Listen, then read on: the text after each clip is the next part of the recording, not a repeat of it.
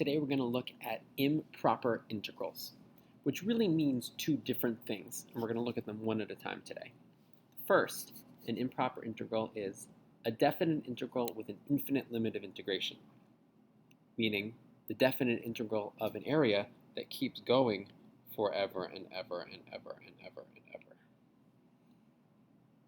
Sometimes a shaded area like this can go on forever, but also be measured, which is a crazy idea you've seen before when we spoke about infinite geometric series in Algebra 2. Now, a quick note is that not every infinitely growing area can be measured. Like this one, for example. If I were to try and take the definite integral from 1/2 to infinity of this function, which looks like it's the square root of x,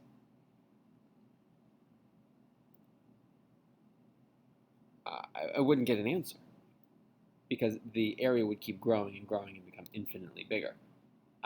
We say that in this example, that area would increase without bound. We will also use the word here,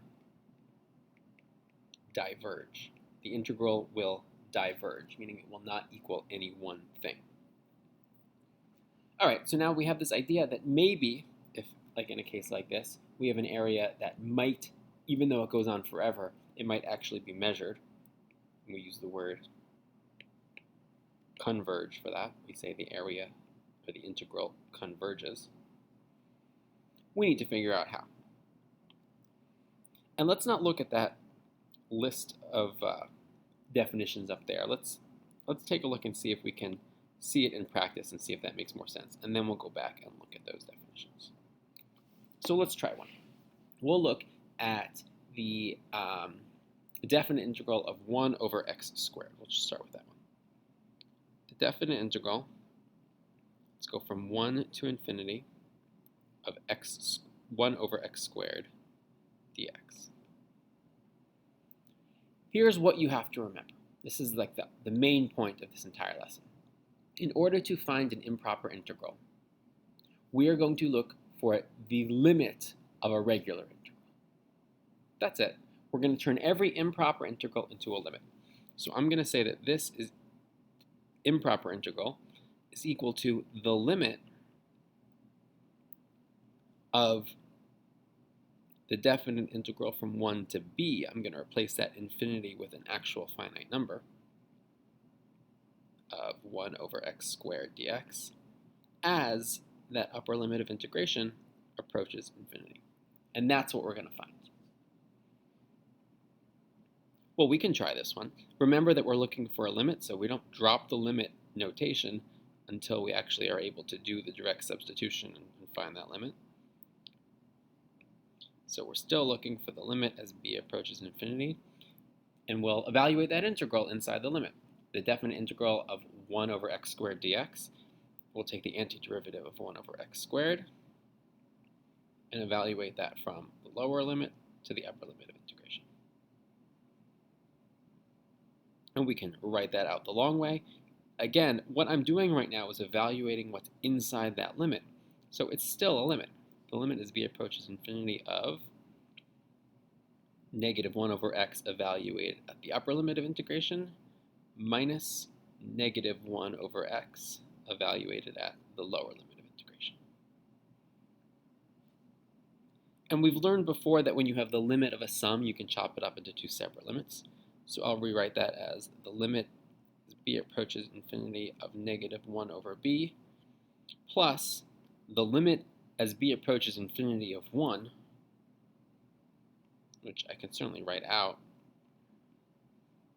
but that's a little bit silly because the limit of 1 as b approaches infinity is still just 1. That first limit there, the limit of negative 1 over b as b approaches infinity, we've seen this before. We know that as a denominator gets infinitely big, a fraction, 1 over that infinitely big number, will approach 0. We know there's a horizontal asymptote of 1 over x at 0. So we've evaluated the limits, which is why I dropped the limit notation, and now I can say that the actual definite integral from 1 to infinity of 1 over x squared dx is equal to 1. Now, one thing you can do to check and see if your answer is reasonable is try and Desmos define not the infinite limit, the improper integral. It can't do that. But it can find the integral from 1 to, let's just put a slider in there for just a moment, of 1 over x squared dx. We're going to put a slider in there for b. And let's see, I want b can start at 1. And I mean, let's make it go pretty high. And see what happens as the limit of integration goes up. We can see that the definite integral is 0.8, 0.9, and although this doesn't tell me whether the infinite limit actually does exist, or whether the improper integral does exist, it does give me a sense that at least if it does exist, my number is probably right. You can see these values are getting very close to 1. If I make this even bigger, you can see that as my upper limit of integration gets really, really big, my integral is getting closer and closer to 1. Now, again, that doesn't prove that I'm right, that the improper integral exists, that the integral converges, but if it does converge, it's clearly converging on the number 1. Okay.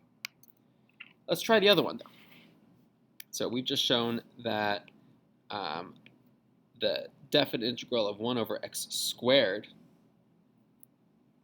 as from 1 to infinity, sorry, of 1 over x squared dx does converge. Let's try another one. Let's try the definite integral from 1 to infinity of 1 over x dx.